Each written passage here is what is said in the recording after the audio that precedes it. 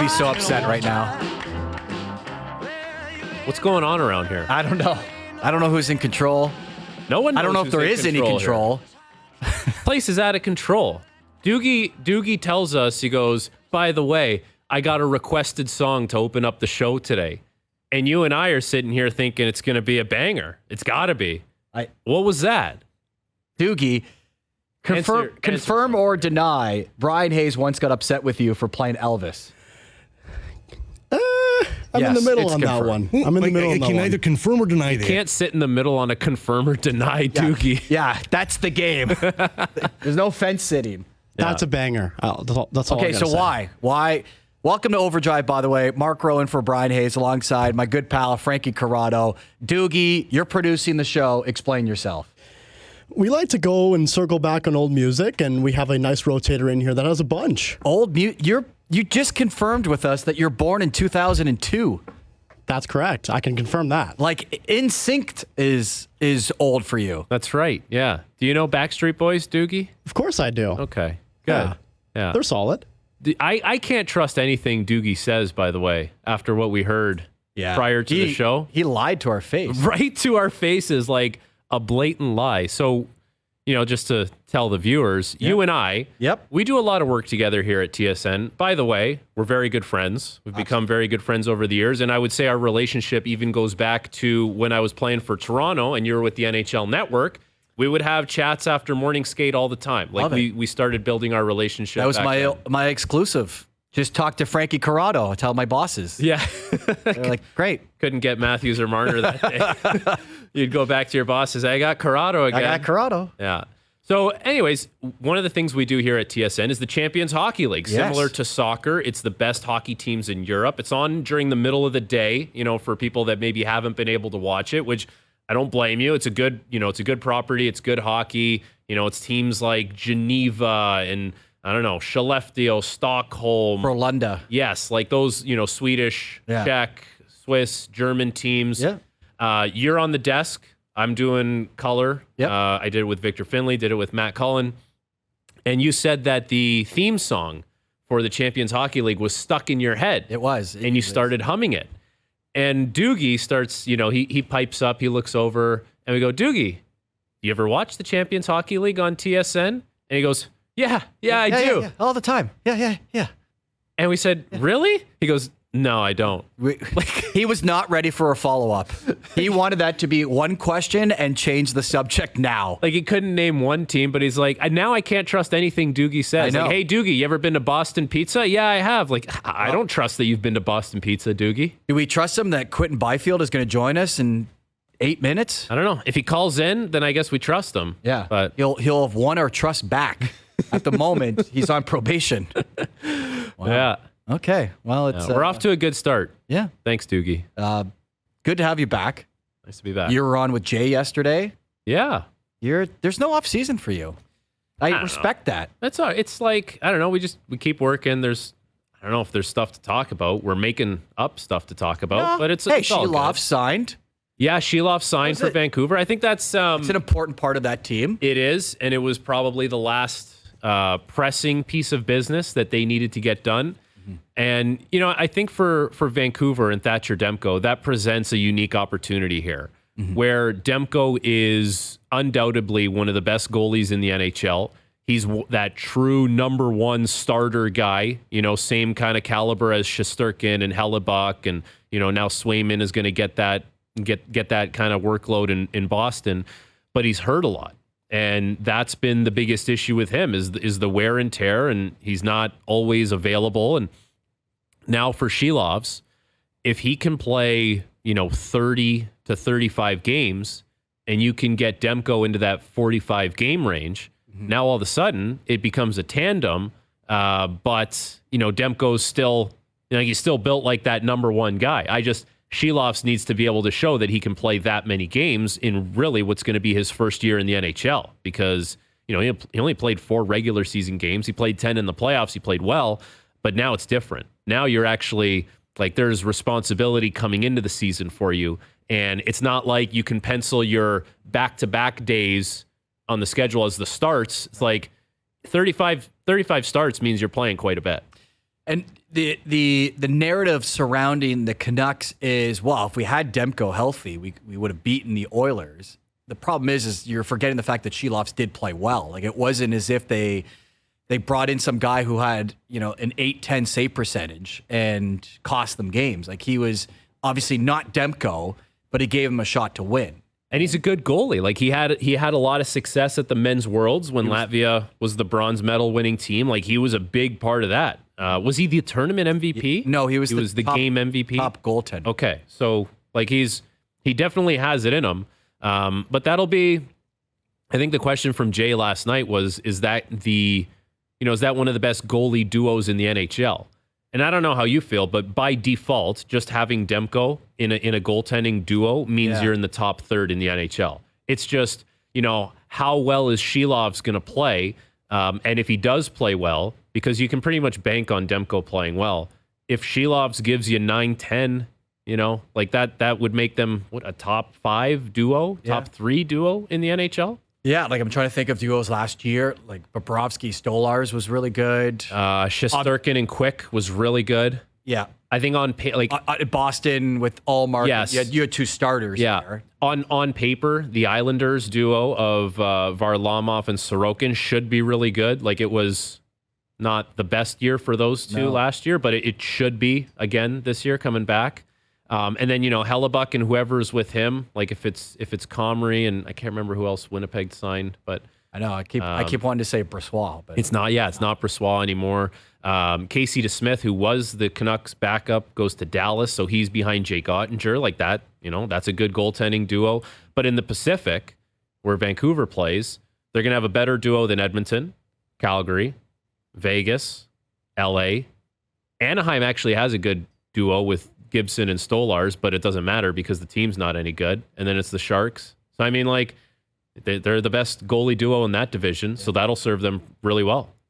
Well, you have a bit of a connection with our first guest, and that's being from the great hockey program of the Sudbury Wolves of the Ontario Hockey League. Is there a brotherhood there, even though you didn't play? I hope so. Like, I really hope that when we talk to Quinton Byfield, there's a little bit of an understanding there that, we went up to Northern Ontario, Sudbury, Is played your name there. anywhere in the rink there? There, nowhere where it matters is my name. Well, like, I think I etched my name into like a locker or something. Because junior hockey rinks have names up on walls, whether it's the roster from every team or whether it's, this year our plus-minus leader was this player or our points leader was this player. I know in Barrie, they have a lot of the records up on the rafters, so you will, you don't have to be an all-time great, like a Hall of Famer, but if you were one of the better players, as you were for the Sudbury Wolves, I wouldn't be surprised if there's a Corrado. There's a captain's wall, so my name would be there. Okay, there you go. So I don't know if you ever would have walked by that, but no, it'll be interesting to talk to Quinton and get his view on how things went for him this year. Breakout year, 20 goals, 55 points. Was the second overall pick, I believe, in 2020, and it took him maybe a little longer than people expected to get going, but like when that 6'5" frame got moving this year, there was a lot of people taking notice because he really elevated his game, and I think now he's starting to look like who the LA Kings envisioned he would look like, and so now he's got a 5-year deal in LA, and we'll get his $31.25 million. And he's been playing on the wing, but you can play up the middle. So I feel like for the Kings, it's a great deal because he's a great player. And anytime you can add a Sudbury Wolves alumni to your roster, you have to go out and do that. Quality characters. Yes, that's what we do in Sudbury. That's the people that came before me paved the way. I like to think that I helped pave the way. And Quinton Byfield, an esteemed member of the Sudbury Wolves alumni program. As you can probably tell, he's on the line. Quinton Byfield, Frankie Corrado is with me. I guess you have to give him all kinds of credit for your success, right? Yes. Thanks for having me, fellas. I just heard a little bit of that, so thank you for paving the way. Yeah, I'm just joking, buddy. It's it's nice to talk to you. It's always nice to talk to people who played for the Sudbury Wolves, and I guess before we get into your contract and stuff with LA, maybe you can just speak about your time playing in Northern Ontario and playing for the Sudbury Wolves and how that was for you. Yeah, of course. Sudbury was, one of the best situations for me, where I could have been. And, I don't have enough words for, how well the organization treated me and, welcomed me in, honestly brought me up as a player. And then, as you're saying before too, the people there are unbelievable, big hockey town as well. And then, my billets were phenomenal that I had up there. So it was all around very good experience for me. So, Quinton, congratulations on signing the new deal with the Kings. This is the first time that you've been in a situation where you're really negotiating and you're trying to figure out the length, the money, obviously, and that's why you do have an agent. But I was wondering, did you get any advice from some of the veterans on the Kings about how to approach a season like you just went through in an off season of trying to get this deal done as quick as possible? Yeah. First off, thank you for that. But it's definitely tough. It's a situation that, I haven't been in before. So it's hard to, kind of navigate through all that. But, there's definitely guys, that I would ask and, see how they did things and, their perspectives on it. But, my agent, Dave Gagne, he did a tremendous job and, he took control of all of that and, kind of just let me know what was happening. So I didn't have to do too much there.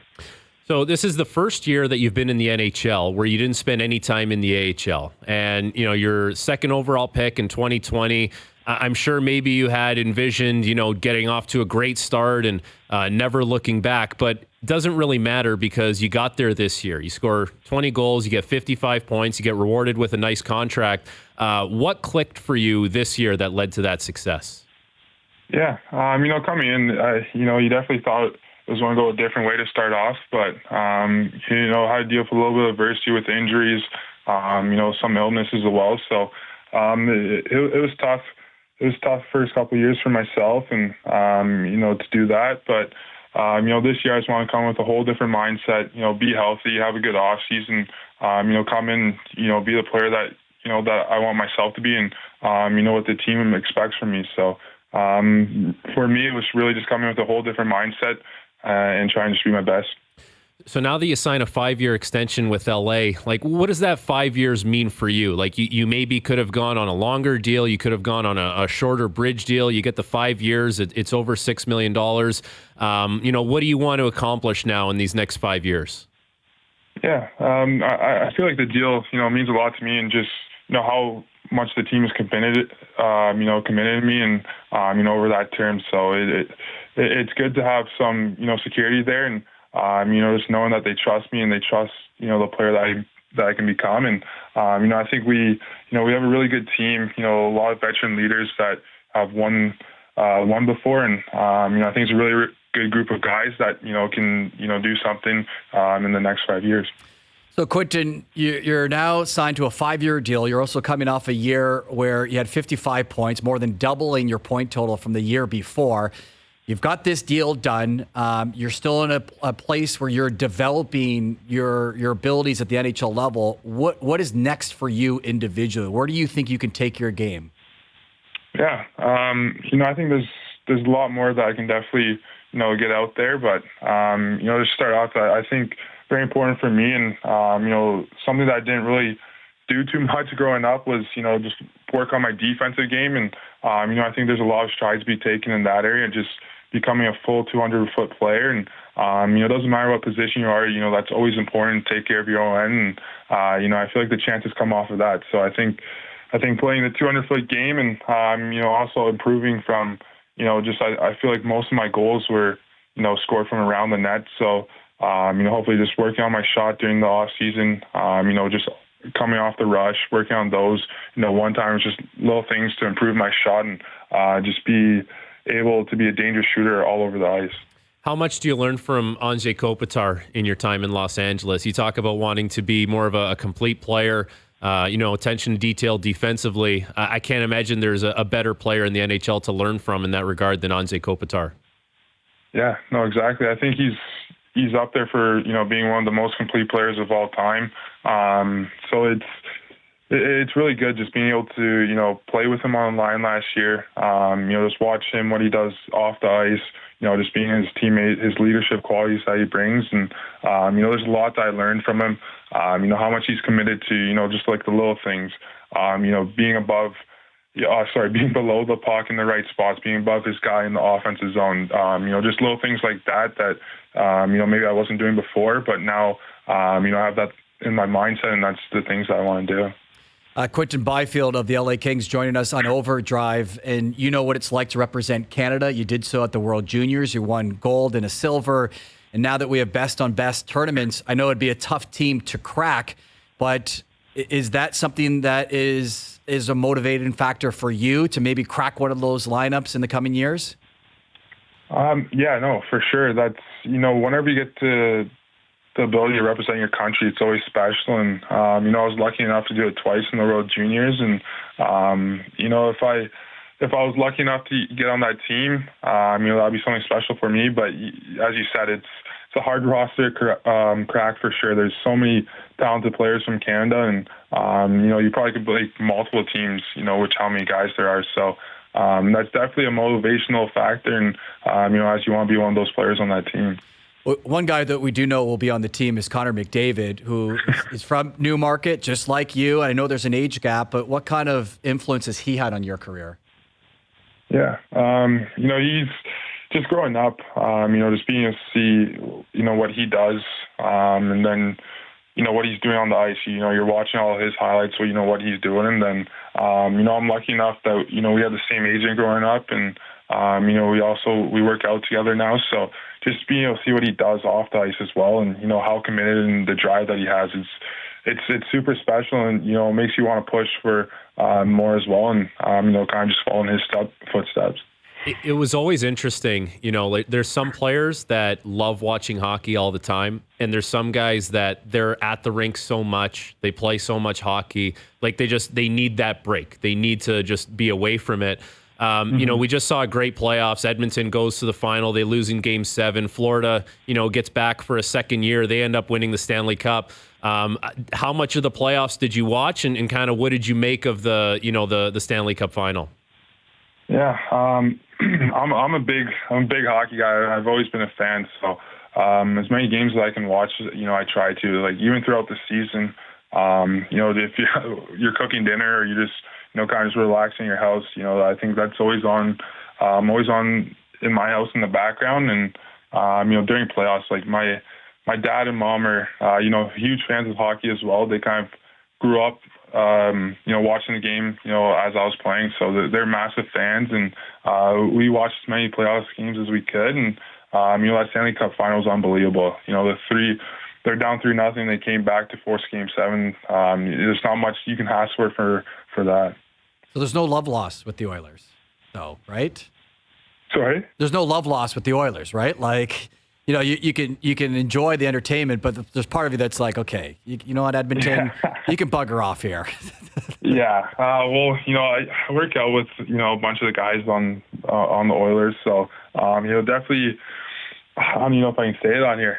You want them to win, but it's also we've lost them in 3 years in a row, so it kind of sucks to see them go all the way as well. So there's both sides, but as a fan, I'm just happy to watch hockey, and that they're in the finals. They're down 3-0, as I said, and that comeback was unbelievable. Honestly, Connor was a huge factor of that, and it was just special to watch. It doesn't matter if you're a player or a fan. That's just something special that that really could have happened. Well, and for you, like you kind of rubbed shoulders with a couple guys that did a lot of winning. And, we talked about Kopitar, but Drew Doughty is one of those guys. And it's pretty unique in Los Angeles, the fact that those two guys were there for the first cycle on the way up, won a couple Stanley Cups. The team had to regroup, retool, and now your team is back on the way up.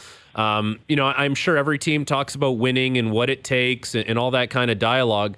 But to see those two guys, every day, guys that have been there and done it and be side by side with that, what does it mean to kind of roll with those two that have had that success and guys that have won? Yeah. I think there's a lot of teams that are always, at the deadline, they're trying to get, guys who have won cups before, older present veterans that, knows what has to be done to get the job done. So just to have those two guys on our team, two big leaderships, two big voices in our room, especially as a young guy, it's big for you, and it's something that you always look up to, and people that you can count on. So those two guys, Drew and Kopi, are very special for our locker room and for the Kings team. But also we had Dustin Brown was there for my first year as well. So he's someone who really always reaches out to me. He still texts me, a ton. So have those guys in your corner. It's really good for you. We're going to need an honest answer on this one, okay? During your time playing for Sudbury, did anyone ever take your equipment or anyone's equipment and dress up the stuffed wolf and roll it out to center ice? Did that ever happen? You know what? Nothing like that happened, when I was there, unfortunately. But, I've heard all the stories about that, and there's some good ones there. But, maybe when I go back, I'll do this with someone else in the future. At the alumni game that both of you guys can play in. Yeah. Do that. Have you seen the captain's wall at the Sudbury Arena? You familiar with that? Yes, I am. I was looking at it. It's in the area where we warm up and play, sewer ball. So, always looking at that and seeing all the boys up there. All the boys. See that? There you go. Your legacy continues. Thank you. Don't worry. Mark didn't believe me that there was a captain's wall. I wasn't 100% sure you were a captain, but anyways. Good point. Quinton, congratulations once again on the new deal. Really appreciate you taking some time in your off season to join us, and good luck next season. Yeah, awesome. I appreciate you guys having me, and thank you very much. There you go. Quinton Byfield of the LA Kings and a strong alumnus of the Sudbury Wolves.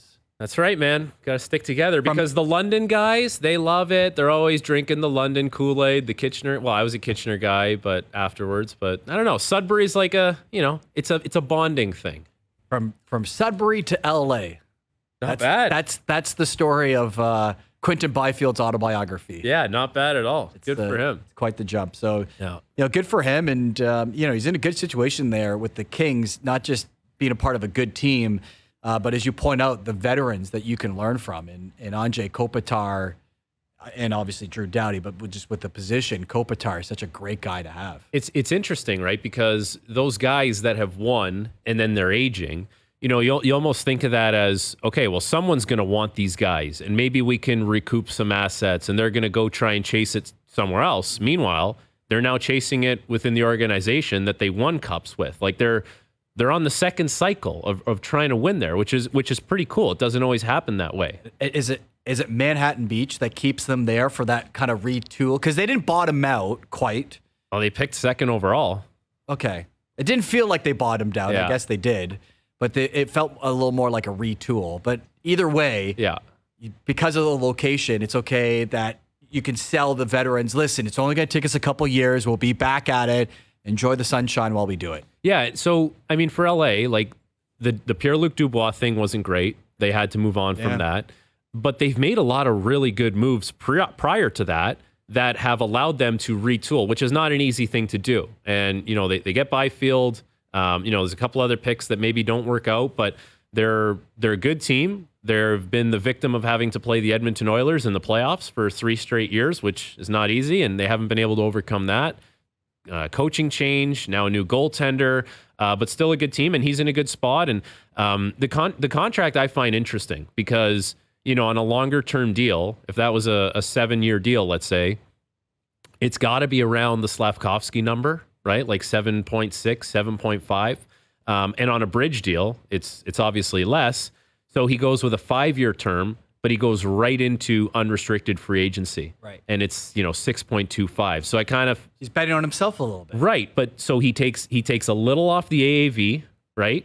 And then he says, okay, so for me doing that, I'm now going to have, the red carpet to unrestricted free agency at age 26, and we'll see what happens from there. It is a little bit of a bet on himself. He looked at a certain superstar in Toronto who did it, and it worked out well for him. Right. Yeah. It's a high bar to reach Austin Matthews. It is. Like Austin Matthews has never done the long-term deal, right? So it's it's a new, it's an interesting way of doing things, whereas the guys in Ottawa all took the 8-year tickets. Slavkovsky take the security, which I don't know. If someone's offering you that kind of security, most times you're thinking, I'm going to take that. But well, we do have a theme on today's show of NHL stars whose bank account improved this offseason and also owe you a lot of credit for their success because Brandon Montour is going to join us at 5:05. Why does he owe me anything? He trained with you. Well, we skated a few times in the summer. There, made him a better player. I highly doubt that. He saw something that you were doing, the backwards crossovers, whatever, and was like, you know what? I'm going to incorporate that into my game. He was like, that guy's terrible. Don't be like that. Is he a rent-a player? Like, how'd this guy get out here? The self-deprecating humor is why we love you, Frankie. But I'll tell you a story about that, though. Like, the skate that we had, it was like a summer league, and Montour played, a couple other guys played. There was a guy that used to crash it. I'll tell you about that when we come back. Okay. Well, when we come back, we're also going to go out to Scotland. Okay. Because Laurence Applebaum. Later in the show. Brandon Montour at 5 o'clock. Steve Phillips at 5:30. Life or Death Row comes back. Whew. It has been a while. At 6:05. Sound effects and all. But coming up next, Golf Canada's CEO, Laurence Applebaum, is going to join us from the Open Championship, which begins tomorrow. OverDrive continues on TSN 1050, the TSN app, and up on TSN 4. Was this requested by someone else? Doogie's on the phone. He's cranking out the oldies. Yeah, it's all good. Maybe Laurence Applebaum requested this song. Well, I feel much better if that's the case. Yeah. We should do that, actually. If you're a guest and you're joining us, Doogie should ask you, is there an intro song that you would like to come onto the show with? Al's brother gets one. Why can't Laurence Applebaum get one? It's like you coming to the plate in baseball or you're a wrestler right into the ring. Yeah, I think we're onto something here. I think so. Okay, so what would be your entrance song? Good question. If it's hard to when you put someone on the spot like that. Yeah. I've always joked with our guy Sam Cicerello, the Bill Conti Rocky, like the one with like the bell. Yeah. It's from Rocky 2 when he starts training after Adrian in the hospital was like, "I want you to win." Okay. And Mickey's like, "What are we waiting for?" Okay. Yeah. All right. I could get fired up. I'm sure I could come up with something a little more creative than that, but just given the way that Creed Higher meme like takes fire all the time, I would want Higher by Creed. So maybe JP will play that for us later. What do you think Laurence Applebaum would want as a theme song, intro song? Let's ask him.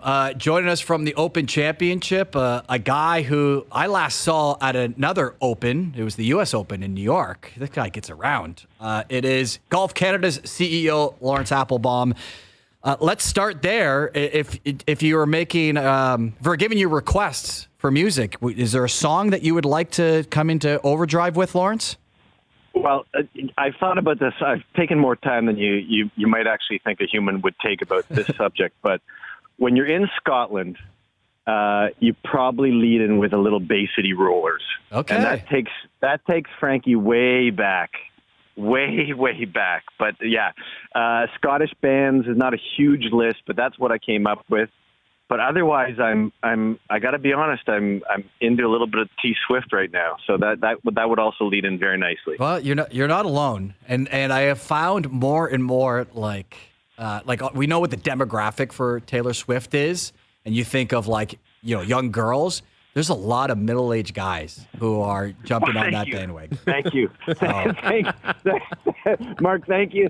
And when I see you at the U.S. Open later this summer, I'll remember this moment very well. Yeah. Thank you very much for that. I didn't say you were middle-aged. You're years away from that. I'm just...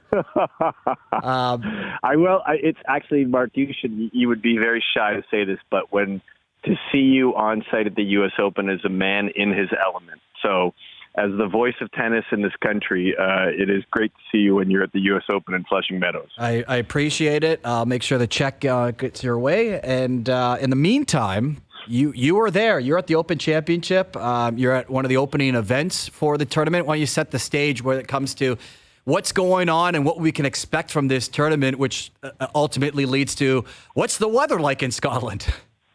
Yeah, well, it was kind of very un-Scottish like today. It was sort of blue skies and sunny and not a huge amount of wind, but what's really exciting for us is to see the 4 Canadian guys. 3 of them today played a nice practice round together. They played the back 9, which for a lot of people who will see it throughout the weekend is a very, very challenging 9 holes. But to see 4 Canadians in another major and all of them have a chance to contend is super fun. And what's kind of neat is this location, Royal Troon, is one of the epic open rota courses, and always kind of exciting to see how there's just a buzz and an energy here. So great to have some Canadians in the field, and also just to be in Scottish golf, I guess. What's the chatter amongst the boys as far as how the course is going to play, the different kind of shots they're going to have to hit? Like, I'm sure everyone's got their kind of strategy and game plan. What's the chatter in that regard right now? Well, it's really interesting because you come to these places somewhere between every 6 to 10 years. So 2016 was the last one, and Henrik Stenson won. Pretty epic battle between him and Mickelson. So they're back, and it's kind of a tale of 2 nines is kind of how Rory had said it in his presser, which is front 9 you're scoring, and then back 9 you're sort of holding on, especially with conditions. They have a beautiful 8th hole, this postage stamp, which is like 110 to 125 yard hole, which seems pretty simple, but these pot bunkers on either side, which a lot of people know is kind of 2 of the famous bunkers in the world of golf. So it's holding on the back and scoring on the front. And what is neat to see from our Canadian guys today and getting a chance to follow them is playing a variety of shots, low shots, running it on the ground, playing them high, and just being able to sort of experience. Not a lot of us get to play sort of links-style golf too often, so it's really kind of neat. That's kind of the magic of being over here and seeing this different kind of golf. Laurence Applebaum, Golf Canada CEO, joining us on OverDrive, and it's really an exciting time of the season for golf. It's the 4th major this week, but then right around the corner is also the Olympics in Paris, and I know there's a lot of buzz when it comes to Olympic golf, given how new it still is. But how's the Canadian contingent kind of looking ahead to where we saw the Ryder Cup in 2018 and what their chances are like to get a medal? Yeah, it's neat to see these individual sports, how they've kind of risen to prominence and sort of back on that little bit of the tennis thread and seeing people get pretty excited about tennis in the Olympics. And it's been the same for golf. It's kind of the 3rd year or the 3rd iteration of the return. 26 in Rio, 2021 in Tokyo, and then now here 2024 in Paris. On the men's side, Corey Connors and Nick Taylor.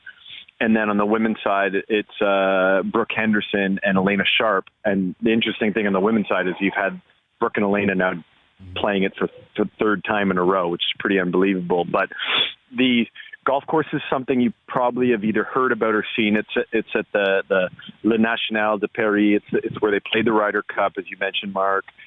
Great golf course. They did a Ryder Cup there. They're going to have the Olympics there. And then just the field is pretty interesting. It's for both the guys, both for Nick and for Corey. They're definitely bona fide medal possibilities, and it's become a big thing in golf. This your majors, obviously the RBC Canadian Open for the Canadian guys, and the field, and then now Paris. So it's exciting. All the best players in the world from every country are playing. So it's great to see, the Rory McIlroys of the world, Tommy Fleetwood, everyone is going to be there. And both Corey and Nick are super pumped about both being first-time Olympian for Nick and second time for Corey. Well, and I guess the busy times for Canadian golf don't really stop because the CPKC Women's Canadian Open is going to be in Calgary next week, and I know you'll have an involvement in that. What can you tell us about that event, and how excited are you for that to hit Calgary? Yeah, so CPKC Women's Open is our women's national open. It's our LPGA Tour event. It's going to be returning to Calgary for the first time in about almost 10 years. And the Calgary market is a phenomenal sports market. They really support, their golf, and to have the best players from the LPGA Tour coming to Calgary is going to be super exciting. So if we get a little bit of luck with some weather, we're probably going to be close to 75, maybe even 80,000 fans at Earl Grey Golf Club.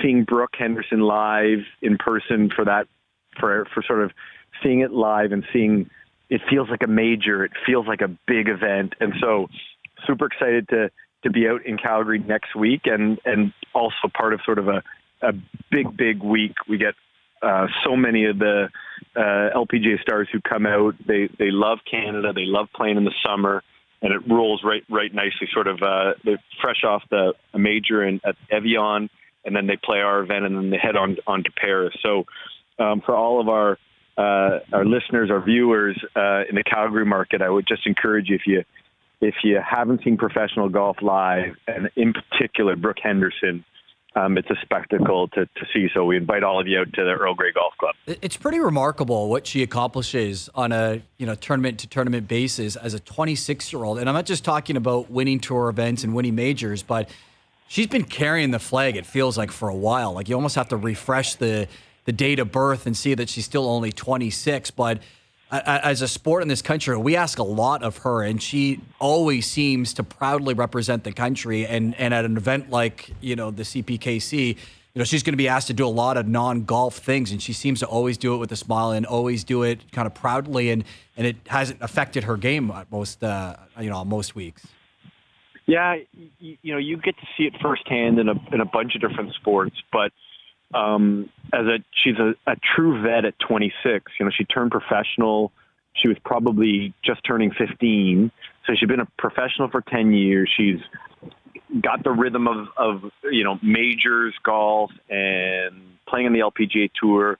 It's very nice to see Brooke. She's really well supported by sort of Team Henderson, or her sister Brittany's on the bag and has been on the bag for a long time, and her dad's a coach. But she just sort of continues this sort of professional, she's a competitively, just an outstanding competitor. And so we get to see her compete, especially when, as you said, a lot is asked of her, and she has a lot of eyeballs on her, but she feeds off that energy. She takes that energy. She won in 2018. So we talk about in this last few years, we've had Nick Taylor win on the Canadian Open on the men's side, and Brooke win on the women's side. It's just been a really a magical moment for golf in our country. And so we should all be very proud. We're very lucky to see some of the best Canadian athletes operating on the world stage. Yeah, already Canada's winningest golfer, 13 times on the LPGA Tour. It's an unbelievable resume so far. And you could say the best is yet to come, just like the best is yet to come from the Open Championship. Laurence, enjoy this weekend in Scotland, and looking forward to chatting with you in the near future. Okay, well, thanks, guys. And, for a lot of your listeners, if you haven't seen Frankie Corrado hit a golf ball, that's a spectacle to behold as well. So, we'll see Frankie in the Pro-Am very soon, I'm sure. All right. I love it, buddy. Thank you. And I appreciate that. I'm not going to lie, the golf game has taken a little bit of a hit now that I have the twins, but we're, we'll get back there. We'll get back out there more often. Yeah. Your swing's your swing, Frankie. It'll never leave you. Appreciate that. Awesome. Thanks, Laurence. Appreciate it. Okay, guys. Take care. There's Laurence Applebaum, Golf Canada CEO. What's your nickname? Frank DeChambeau? That's an O-Dog coined that because we played a round of golf, and the first hole, he hits his drive, and we go to his, and he looks at me, he goes, "Where the hell's yours?" And I just pointed that way. It's like, he gave me this weird look. Why? Because you're like 10 yards ahead of him or 20 yards ahead? Yeah, it was like, I don't know, 15 yards or something. But when he takes his swing, he hits it, he sits in the cart, and he doesn't watch you. I heard. He just so he doesn't know where yours went. Yeah.